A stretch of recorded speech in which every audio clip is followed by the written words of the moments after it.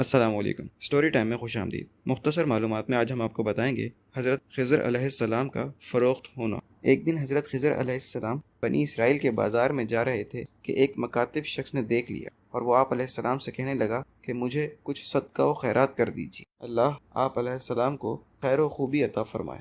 حضرت خضر علیہ السلام نے فرمایا کہ میرا ایمان اللہ پر ہے اور وہ جو چاہتا ہے کرتا ہے، میرے پاس کچھ بھی نہیں ہے کہ میں تجھے دے سکوں۔ اس شخص نے کہا کہ میں نے آپ علیہ السلام کو اللہ کا واسطہ دیا ہے، کچھ صدقہ ضرور کر دیں۔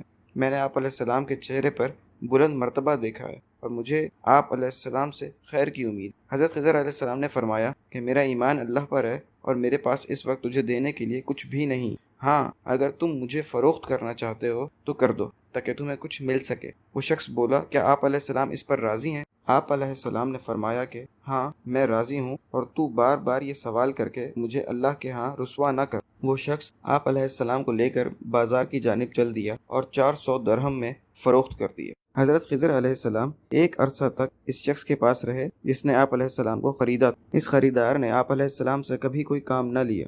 آپ علیہ السلام نے ایک دن اس شخص سے کہا کہ تو نے مجھے خریدا تھا لیکن مجھ سے کوئی کام نہیں لیتا۔ اس شخص نے کہا کہ آپ علیہ السلام بوڑھے اور کمزور ہیں اور میں ایک بوڑھے شخص سے کام لینا پسند نہیں کرتا۔ حضرت خضر علیہ السلام نے فرمایا کہ ایسی بھی کوئی مشکل نہیں، میں کام کر سکتا ہوں۔ اس خریدار نے کہا کہ ٹھیک ہے، یہ پتھر یہاں سے ہٹا دو۔ یہ کہہ کر وہ شخص چلا گیا اور آپ علیہ السلام نے ایک ہی لمحے میں وہ پتھر وہاں سے ہٹا دیا۔ وہ پتھر اتنے بھاری تھے کہ انہیں 6 آدمی بمشکل ہٹا سکتے تھے۔ جب وہ شخص واپس لوٹا اور اس نے یہ دیکھا کہ پتھر وہاں سے ہٹائے جا چکے ہیں تو حیران ہوا اور کہنے لگا کہ آپ علیہ السلام نے کمال کر دیا، میں تو سمجھتا تھا کہ آپ علیہ السلام میں اتنی طاقت نہ ہوگی۔ پھر اس شخص کو سفر پر جانا پڑا۔ سفر پر جانے سے قبل اس شخص نے آپ علیہ السلام سے کہا کہ میں آپ علیہ السلام کو دیانت دار سمجھتا ہوں، میرے گھر کا خیال رکھنا۔ حضرت خضر علیہ السلام نے اس شخص سے کہا کہ جاتے ہوئے میرے ذمے کوئی کام لگا جاؤ۔ اس شخص نے کہا کہ میں آپ علیہ السلام کو مشقت میں نہیں ڈالنا چاہتا۔ حضرت خضر علیہ السلام نے فرمایا کہ کیسی مشقت؟ اس شخص نے کہا کہ میری واپسی تک میرے مکان کے لیے اینٹیں بنا رکھیں۔ پھر وہ شخص سفر پر چلا گیا۔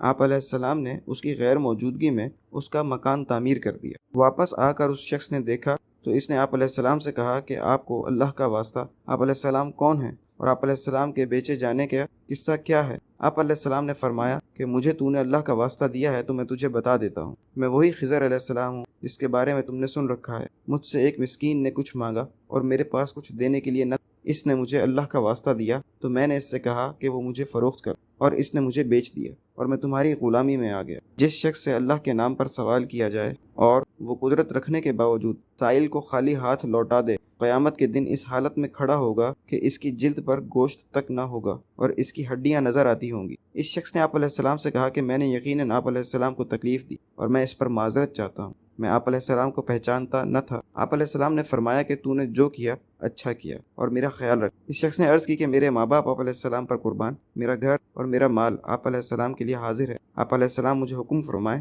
میں اسے پورا کروں گا۔ حضرت خضر علیہ السلام نے فرمایا کہ تم مجھے آزاد کر دو تاکہ میں اللہ تعالیٰ کی عبادت خوشی و خضوع کے ساتھ کر سکوں۔ اس شخص نے آپ علیہ السلام کو آزاد کر دیا اور خضر علیہ السلام نے فرمایا تمام تعریفیں اللہ کے لیے ہیں جس نے مجھے غلام بنایا اور پھر اس غلامی سے نجات عطا فرمائی۔ تو یہ تھا حضرت خضر علیہ السلام کی فروخت کا سبق آموز واقعہ۔ امید ہے آپ کو اچھا لگا ہوگا اور نہ صرف آپ نے نصیحت حاصل کی ہوگی بلکہ آپ کی معلومات میں بھی اضافہ ہوا ہوگا۔ آپ سے گزارش ہے کہ ہماری ویڈیو کو لائک کریں، اسے شیئر کریں، ساتھ ہی ساتھ ہمارے چینل کو سبسکرائب کریں اور بیل آئیکن پر لازمی کلک کریں کہ مزید آنے والی ویڈیوز اور معلومات سے فائدہ حاصل کر سکیں۔ شکریہ۔